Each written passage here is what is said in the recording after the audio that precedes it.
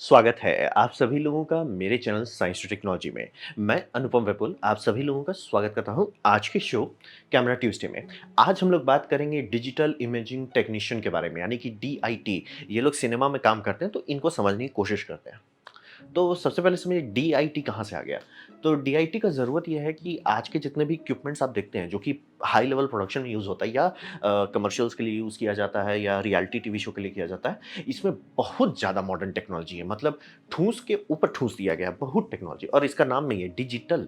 तो बात समझिए कि किस-किस चीज़ के बारे में बात करते हैं। कोर लेवल पे होता है आपका मल्टीपल कैमरास और ऑडियो रिकॉर्डर्स और ये मतलब आपको कभी आजकल बहुत रेयर होता है कि जहाँ पे एक ही कैमरा पे शूट हो रहा है। आप रेडवुड भी बात करें तो एंगल ए, एंगल बी कई बार हो सकता है कि मल्टीपल कैमरा हो और फिर मल्टीपल मॉनिटर्स भी होते हैं जो कि लोग देखते हैं वीडियो विलेज में और उसमें आउटपुट अलग-अलग होता है। जबकि कैमरा एक हो सकता है मतलब कि एक मेन सीन हो रहा है, उसका आउटपुट अलग-अलग लोगों के लिए अलग-अलग तरीके का भेजा जा सकता है। बाद में आगे एक्सप्लेन करेंगे और ये सारा सिस्टम एक दूसरे के साथ काम करना चाहिए क्योंकि मान लीजिए आपने सिस्टम ठीक से सिंक नहीं किया था, ठीक से बैलेंस नहीं है, प्रोग्राम नहीं है एक दूसरे के साथ, वो पूरा शूट बर्बाद हो सकता है।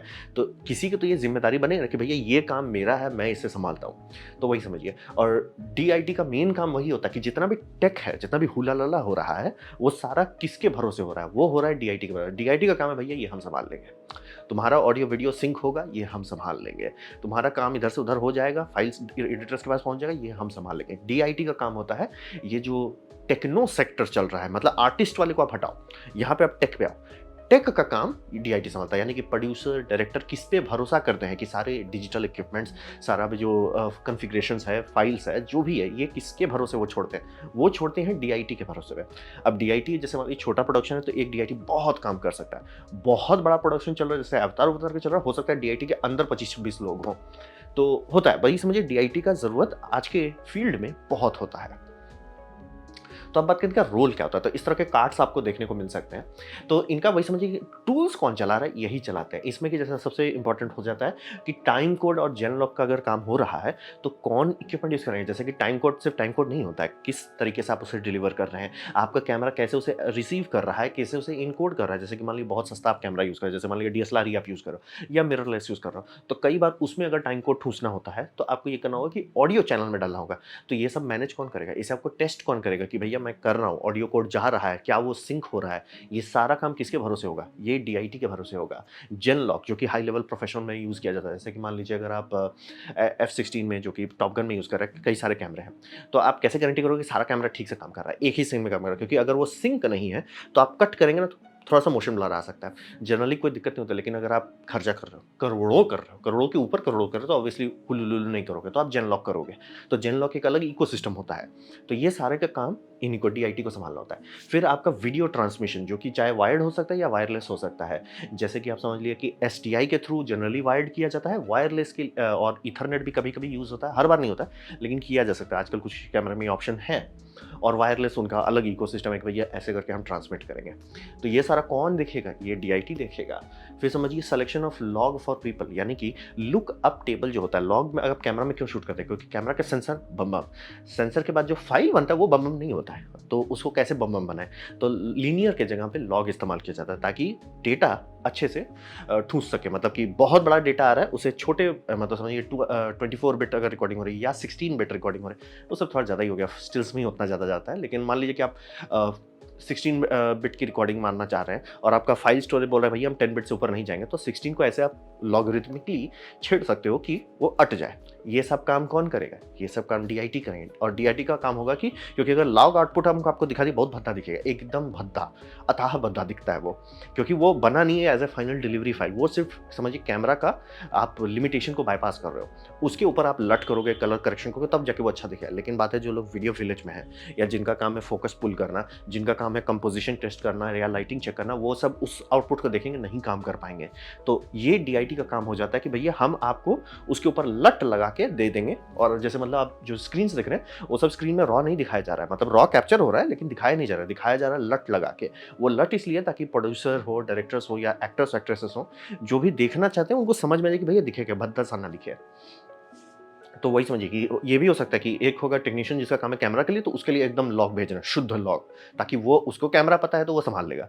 फिर एक प्रोड्यूसर का होगा कि भैया इसको एकदम मतलब जैसा क्लोज़ टू रियल मतलब वो चाहते हैं वैसा कर देंगे। फिर एक वीडियो एडिटर को थोड़ा अलग म्यूटेड कलर में भेजेंगे कि वो समझ पाएगी मैं कितना कलर बढ़ा सकूँगा, कितना नहीं बढ़ा सकूँगा, कौन सीन पे रीशूट करना है, कौन पे नहीं करना है, या बोल देगा अरे सर ये आपका लाल लाइटिंग बहुत ज़्यादा आ रहा है, खराब कर देगा सीन।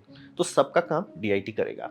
फिर ये समझिए कि कोडेक्स और बिटरेट, बोला किसी को तो ये सब बैठ के करना होगा ना कि भैया ये सारा चीज़ एक पाइपलाइन पे चल रहा है। क्योंकि आप समझ रहे हैं कि camera A, camera B, camera C, camera D करना तो बहुत आसान होता है, लेकिन वो सारे का फाइल अगर ठीक से नहीं मैच कर रहा है, आपका वीडियो एडिटर बोले काम करो सर, क्रैश कर जाओ। तो ये समझना बहुत ज़रूरी है। कोडेक्स, बिटरेट और प्रॉक्सी क्रिएशन, जैसे कि कई बार वीडियो 2 कैटेगरी में बनाई जाती है, यानी कि जो मेन फाइल होता है रॉ दादाजी फाइल, दूसरा प्रॉक्सी फाइल। अब बहुत सारे सोनी कैमरा में देखिए उसमें प्रॉक्सी फाइल बनाने का सेटिंग है। तो होता ये है ना कि जितने भी रॉ फाइल्स हैं वो बहुत भारी रहते हैं, कोई कंप्यूटर से एडिट नहीं कर सकता। तो प्रॉक्सी फाइल दे दिया जाता है कि आप लैपटॉप में ही पिक्चर एडिट कर लो। जब आप एडिट कर लेते हो तो वो दोनों एक दूसरे से फाइल स्वैप कर देते हैं कि जो आपका प्रॉक्सी फाइल था वो गायब कर दिया जाता है, फिर उसकी जगह पे मेन रॉ फाइल डाला जाता है, फिर इसे बेक किया जाता है, रेंडर किया जाता है। तो इसीलिए वो लोग बहुत लो पावर कंप्यूटर पे भी एडिटिंग कर सकते हैं, और जब फाइनल रेंडरिंग होगा तो वो भेज दिया जाता है कि भैया बम बम कंप्यूटर में उसे आराम से रेंडर करेंगे। तो ये सब कौन संभाला? ये स्पीलबर्ग या ये एक्टर उक्टर नहीं संभालेंगे ना, ये काम डीआईटी का हो जाता है कि भैया मैं ऐसा पाइपलाइन चला रहा हूँ। और इसीलिए बोल रहे हैं कि बड़े-बड़े प्रोडक्शन में जहाँ खूब सारा टेक्नोलॉजी यूज़ हो रहा है, आराम से उनके अंदर एक पूरी टीम हो सकती है। तो डायरेक्टर या प्रोड्यूसर डीआईटी से बात करेगा, डीआईटी अंदर में सब संभालेगा खुद से छोटे केस में, बड़े केस में उनके अंदर होगा कि भैया डेटा संभालने के लिए एक है, पाइपलाइन संभालने के लिए एक है, इलेक्ट्रिकल संभालने के लिए कोई है। तो ये सारा काम रोल्स डीआईटी कैटेगरी के अंदर आता है। अब बात करते हैं इनका पाइपलाइन। सबसे इंपॉर्टेंट बात होता है पाइपलाइन, क्योंकि बोला लॉग जो है, लॉग अकेले ही बहुत थक जाता है, इसीलिए आप हर जगह कई सारे मॉनिटर देखते होंगे, हर मॉनिटर किसी एक के लिए बना हुआ है। कई बार ऐसा भी हो सकता है आजकल के प्रोडक्शन में कि एक में लाइव ग्रीन स्क्रीन हटाया जा रहा है, उसकी जगह पे एक रफ रेंडर डाल दिया जा रहा है, और वो इसलिए किया जाता है ताकि कंपोजिशन ठीक बैठ रहा है कि नहीं। अगर आप मतलब कैमरामैन को बोल दो भैया ये हरा देखो, अब भैया उसको कैसे पता चलेगा कि फ्रेमिंग हो रही है कि नहीं हो रही सही से। अवतार इकलौता पिक्चर नहीं था जिसमें ये किया जाता, बहुत सारे और आजकल बहुत कॉमनली होने लगा, क्योंकि गेम इंजन इतने पावरफुल हो गए हैं कि वो एक अच्छा खासा सेटअप दे देते हैं कि मेरा मतलब जैसे आप बॉक्सिंग रिंग है तो ये बॉक्सिंग रिंग का तार कहाँ आ रहा है वो तो दिख जाएगा ना कम से कम। तो वो सब जाता है एक आर्टिस्ट के पास जाएगा, फिर होगा कलरिस्ट के पास, उसके पास अलग जाएगा, कैमरामैन के पास अलग जाएगा। तो ये सारा काम वो करते हैं। और फिर टाइम कोड का सिस्टम होता है, हर टाइम कोड हर दूसरे टाइम कोड के साथ नहीं काम करेगा। तो मान लीजिए आपने गलती से गलत टाइम कोड यूज़ कर दिया ऑडियो रिकॉर्डर के लिए और वीडियो रिकॉर्डर के लिए, बैंड बज जाने वाली है जिसका काम होगा कि भैया ऑडियो वीडियो सिंक करो। वो बोले भैया आप क्या कर रहे हो मेरे साथ। तो ये समझने वाली बात होती है ये सारा करना। फिर प्रॉक्सी फाइल जो बनाना है कहाँ पे बनेगा, कैसे बनेगा, कौन कोडेक्स पे बनेगा, कौन उसे स्वैप करेगा, क्योंकि अगर आप ढंग से करना चाहते हो तो प्रॉक्सी फाइल की जगह पे कई बार लोग टाइम कोड पे भरोसे करते हैं कि टाइम कोड रखो और हम टाइम कोड स्वैप कर देंगे। सबका अपना प्रोज एंड कॉन होता है। यही यही काम के लिए लोग डीआईटी को हायर करते हैं कि भैया ये सारा हुआ आप संभालो, हमें नहीं समझ, हम रिकॉर्डिंग कर देंगे, सब चीज़ कर देंगे, लेकिन फाइल का क्या हो रहा है वो आप संभालो। फिर ये सारे समझिए कि काम कर रहा है कि नहीं ये चेक कौन करेगा, मतलब बोल क्योंकि जो भी आप इकोसिस्टम देखते हो सिनेमा का, उसमें है क्या, हर काम के लिए एक डेडिकेटेड बंदा है। घुमा फिरा के बात वही होती है कि लाइटिंग के लिए वो आप एक बंदे को बोलोगे, डायरेक्टर बोलेगा भैया हमको लाइटिंग ही चाहिए, लाइटिंग वाला बंदा बोलेगा हम संभाल लिएगा सर, आप बोलो आपको क्या चाहिए, कैसे करना है वो मेरा काम है। तो वो समझिए लाइटिंग हो गया, अलग करो उसको आप। फिर आपका कैमरामैन हो, सर कैमरा चल रहा है कि नहीं, कहाँ पे चल रहा है, वो सब हम संभाल लेंगे सर, आप बोलो आपको चाहिए क्या, हम ले आते हैं। कैमरामैन वो संभालता है। फिर होता है ये सारा इकोसिस्टम कैसे चल रहा है, ये काम आ जाता है डीआईटी का। जो लोग मतलब वो आपको कभी सीन में भी नहीं दिखेंगे कि डीआईटी हैं बैकग्राउंड में काम, वो एकदम गायब रहते हैं और उनका जनरली इंटरव्यू भी नहीं होता, लेकिन वो हटे खत्म सर। क्योंकि कैमरॉन मुंह खोल के बोल सकता है कि मुझे सर्वर चाहिए, वो सर्वर चलाएगा कौन, उस पर फाइल्स डालेगा कौन, उसे सिंक करेगा कौन, ये सब काम डीआईटी होता है। तो ऑब्वियसली उनके केस में डीआईटी की टीम लगती है, लेकिन वही समझिए कि ये सारे को मैनेज करना, सारे टाइम कोड को सिंक करना, वायरलेस ट्रांसमिशन चलाना, हर चीज़ ये सारा काम डीआईटी का काम होता है। तो वही समझिए डीआईटी पाइपलाइन कर रहा है। तो पाइपलाइन हुआ जब शूटिंग हो रही है। शूटिंग के बाद आता है जो सबसे कड़वा स्टेज होता है, सबसे डेंजरस स्टेज होता है, जिसे हम लोग कहते हैं डेटा रैंगलिंग। आजकल के टाइम में चूंकि फील्ड इतनी कॉम्प्लेक्स हो गई, डेटा रैंगलिंग एक बंदा हो सकता है कि भैया उसका टैग पे लिखा रहेगा डेटा रैंगलर। तो इनका काम समझिए कि सबसे महंगा चीज़ क्या है पिक्चर में, सबसे महंगा चीज़ जब आप शूट कर रहे हैं कोई चीज़, सबसे महंगा क्या है, वो फुटेज जो आया है आपके पास। कोई भी चीज़ का वैल्यू उस फुटेज से इतना नहीं होता है। ऐसा क्यों? क्योंकि सीजी आप उस फुटेज के ऊपर पोतोगे, अगर वो फुटेज ही नहीं है सीजी किस पे पोतोगे सर आप। तो वो सबसे इंपॉर्टेंट होता है और खासतौर पे जहाँ पे आप एक्शन सीन कर रहे हैं, खासतौर पे जिसमें प्रैक्टिकल इफेक्ट्स है, वो आप रीडू नहीं कर सकते। मतलब किया जा सकता है, ऐसा नहीं कि नहीं कर सकते हैं, लेकिन बहुत खर्चा होगा। तो सबसे महंगा पूरे पिक्चर के टाइम में सबसे महंगा, सबसे कॉन्सेंट्रेटेड जगह कहाँ होता है, जो मतलब सबसे ज़्यादा वैल्यू है वो डेटा में है। कैमरा में वैल्यू नहीं, कैमरा फूट जाए कोई टेंशन नहीं है, लेकिन कैमरा से जो डेटा निकला था वो डेटा होना चाहिए। तो वही समझिए कि वो नॉन रिप्लेसेबल आइटम आता है, यानी कि कैमरा टूट गया तुरंत वो नया लगा देंगे, लेंस फूट गया कोई टेंशन नहीं, हटाओ। तो वो सब में उनको उतना टेंशन नहीं होता। डेटा गया भैया, पूरा शूट चला गया, तो ये बहुत सीरियस बात होता है। तो उनके लिए बहुत इंपॉर्टेंट है कि किसी भी हालत में पूरा डेटा चेन में डेटा कहीं गायब नहीं हो जाए कि उप्स, अरे सर फाइल हमने तो सोचा था फाइल अपने कॉपी कर लिया, तो हमने कैमरा में डाल के फॉरवर्ड कर दिया ताकि नया शूट कर सकें। नहीं जी जी, ये बहुत सीरियस बात होता है। तो फाइल कॉपी हो रहा है कि नहीं, और प्लस रहा बात की आम लोग कॉपी कर रहे हैं, काम खत्म। यहाँ पे लोग ऐसे नहीं चलते हैं, फाइल कॉपी प्लस वेरिफिकेशन होता है। जो लोग मेरा कंप्यूटर वेडनेसडे देखते हैं उसमें मैंने बताया चेकसम बहुत इंपॉर्टेंट बात होता है, वही चेक करता है कि सारे बिट्स हैं कि नहीं, बिट फ्लिप तो नहीं हो गया। तो ये बहुत इंपॉर्टेंट बात होता है कि फाइल आपने लिया वो सही से आया है कि नहीं, क्योंकि हो सकता है एक ही दो बिट हो सकता है, और अगर फॉल्ट है तो आपको ये जानना जरूरी है कि फॉल्ट कहाँ हुआ, कि आपका मीडिया डैमेज हो गया। हो सकता है संभव कुछ नहीं, लेकिन आपको जितना जल्दी पता चलेगा उतना फायदेमंद होगा ना। जैसे मान लिया आपने शूट किया तो टेक्स क्यों लिए जाते हैं, कारण वही है कि कई बार कुछ ना कुछ गड़बड़ हो सकता है। तो मान लिया आपने कार्ड A1 निकाला, उसको आपने कॉपी कर रहे थे, वेरीफाई नहीं किए थे।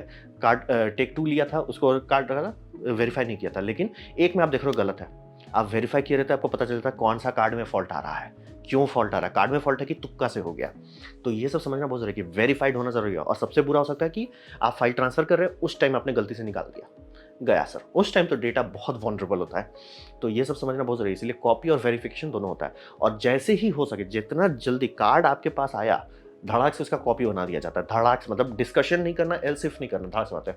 और कई कई केसेस में इस तरह के रेड अरेज होते हैं कि रेड अरे में फाइल डंप किया जाता है कि उसमें उप्स नहीं हो जाए कि अरे सर मैंने फाइल निकाला था, हार्ड ड्राइव में डाला था, हार्ड ड्राइव गिर गई तो टूट गया, तो वो वैसे काम नहीं चलेगा सर। तो वही समझिए तुरंत रेड अरे में डाला जाता है। छोटे छोटे सर्वर होते हैं इनके लिए, आज तक तो आजकल ये सॉलिड स्टेट वाले आने लगे हैं, क्योंकि अब मतलब स्पीड भी बहुत देता है ना, वो सॉलिड स्टेट सब में कर देते हैं। और उसके बाद कार्ड को रीफॉर्मेट किया जाता है, और रीफॉर्मेट करने से पहले पता होना चाहिए कि कार्ड ढंग से बैकअप कर लिया गया है, कार्ड का जितना वेरिफिकेशन है वो 2 जगह पे हो चुका है कि भैया कार्ड में जितना डेटा था हमने निकाला, हमने उसे 2 जगह पे रखा, दोनों जगह चेक कर लिया कि सही सलामत फाइल है, तभी कार्ड को डिलीट किया जाएगा, ऐसे नहीं डिलीट किया जाएगा। फिर आप ये समझिए, ये सब करने के लिए आप सोचो बहुत फजीयत वाला हो जाता है, खासतौर पे कि एक ही फाइल को 2 जगह कॉपी करना है। तो ये सब करने के लिए कस्टम सॉफ्टवेयर्स भी आते हैं, बहुत महंगे-महंगे होते हैं, क्योंकि आम पब्लिक के लिए बना भी नहीं है। और जो लोग इतने महंगे-महंगे चीज़ के साथ काम कर रहे हैं, उनके लिए $1000-2000 का सॉफ्टवेयर पैक ध्यान नहीं देंगे। तो वो आता है, मतलब आप मैनुअली कर सकते हो, ऐसा नहीं है कि नहीं कर सकते, और लोग करते हैं जिनका मतलब प्रोडक्शन छोटा है या गाड़ी अभी खुली है, वो लोग करते ही हैं, लैपटॉप सब में लेके करते हैं। लेकिन ये समझना बहुत ज़रूरी है, ये ऐसा स्टेज है जो ऊप्स नहीं बर्दाश्त करता। लाइटिंग खराब हो गया, कुछ आप हाय-तौबा कर लोगे। आपका कैमरा थोड़ा-सा आउट ऑफ फोकस चला, कुछ आप हाय-तौबा कर लोगे, और रहा बात जनरली ये सब इसे मल्टीपल शूट्स रहता है। लेकिन डेटा चला गया, गया सर, खत्म सर, खत्म, खत्म। और ये इस फील्ड इतना सीरियस है, जितने भी लोग इस फील्ड में काम करते हैं, कहते हैं कि अगर गलती हो गई तो दोबारा हायर नहीं किया जाता है, कि मतलब नहीं सर आपने तो डेटा लॉस कर दिया था। तो वो समझना बहुत, इसीलिए देखिए सब कार्ड पे देखिए क्या A, B, C लिखा हुआ है, और जनरली सब चीज़ पे नंबरिंग टेप्स लेके करते हैं। मैंने नीचे प्रोफेशनल लोगों का दिखा दिया है जो लोग, ऐसी बात नहीं है, मैं एक क्लियर कर देना चाहता हूँ कि आज तक कभी किसी का डेटा नहीं लॉस हुआ है, ये होगा ही आज नहीं तो कल। बस चांसेस ये होना चाहिए कि वो फिजिकल फेलियर था, कि कैमरा उप्स कर गया या मेमोरी कार्ड में उप्स हो गया। ये नहीं होना चाहिए कि आपने कुछ गलती की थी, कि अरे मैंने जो कार्ड में फाइल था उसे ये कर दिया, फॉर्मेट कर दिया, वो नहीं होना चाहिए। तो ये सब का भी जिम्मेदारी DIT के अंदर आता है। आराम से आज के टाइम में, चूंकि ये इतना फजीयत हो गया, बोल रहे हैं इतने सारे मैगजीन, आम आदमी समझ भी नहीं पाएगा कि क्या है, कैसे करते हैं। बहुत सारे केस में वो टेप लगा के घूमते रहते हैं कि इस पर टेप लगा हुआ नीला कलर का, नीला या हरा मान लिया कि रेडी है, तो हरा कलर का टेप है, ले गए लगा दिए, टेप निकाले, जब उसको प्रोसेस करना है उस पर रेड टेप लगा दिया। गलती से भी ये कार्ड कोई नहीं छुएगा, गलती से नहीं। फिर ये DIT के पास जाता है, DIT रेड टेप निकालता है, हटा के लगा सारा चीज़ कर लेता है। उसके बाद उस पर रेड टेप हटाया जाता है, फिर उस पर ग्रीन लगाया जाता है कि अब रेडी टू यूज़ है। ऐसे ऐसे करके लोग करते हैं, ज़रूरी है, नहीं तो उप्स जो है बहुत महंगा पड़ सकता है। सबसे उप्स वाला सिचुएशन जो मैंने मतलब पब्लिकली देखा था, वो था मिथबस्टर का सीजन 1 में उन्होंने सीमेंट ट्रक फोड़ा था, उस पर कैमरा उप्स हो गया। तो वो उनका मतलब बहुत गंदा उनको चुभा था, कितना पैसा लगा के मतलब सीमेंट कैमरा को सीमेंट ट्रक, और ये मिथबस्टर का फर्स्ट सीजन था, उतना पैसा नहीं था उनके पास, फोड़ दिए, कैमरा उप्स हो गया, लिटरली शूटिंग नहीं आई थी। तो ये समझना बहुत है। इसे देखिए रेड मैग है, तो सब पे नामांकन होगा, सीरियल नंबर किया जाएगा, फाइल बनाएँगे, कुछ लोग जनरल लिखते हैं, उसको टेक्स्ट फाइल करते हैं, सारा काम डेटा रैंगलर्स का होता है। डेटा रैंगलर्स ऊप्स किए, आपका करोड़ों का शूट स्वाहा हो जाएगा। तो डेटा रैंगलर सबसे सीरियस बात होता है, यही समझिए, यहाँ पे ऊप्स नहीं करना है। तो ये था मेरा प्रेजेंटेशन डीआईटी के बारे में। उम्मीद करता हूँ आपको अच्छा लगा, कुछ सीखने को मिला, कुछ समझ में आया। अगर ऐसा है, लाइक कर दें, दोस्तों के साथ शेयर कर दें, उससे मेरा काफ़ी भला होगा। नहीं अच्छा लगा, नहीं पसंद आया, कोई बात नहीं, आप डिसलाइक दबा सकते हैं। मैं कहूँगा डिसलाइक 2 बार दबाएँ, उससे मुझे पता चले कितना नापसंद हुआ है। मैं आपसे कहूँगा कि कमेंट लिखें, मैं हर कमेंट को पढ़ने की कोशिश करता हूँ। आपसे कहूँगा सब्सक्राइब कीजिए, बेल दबाइए अगर आप फ्री हैं तो। आपने मेरा वीडियो देखा, जान के मुझे बहुत खुशी हुई। धन्यवाद।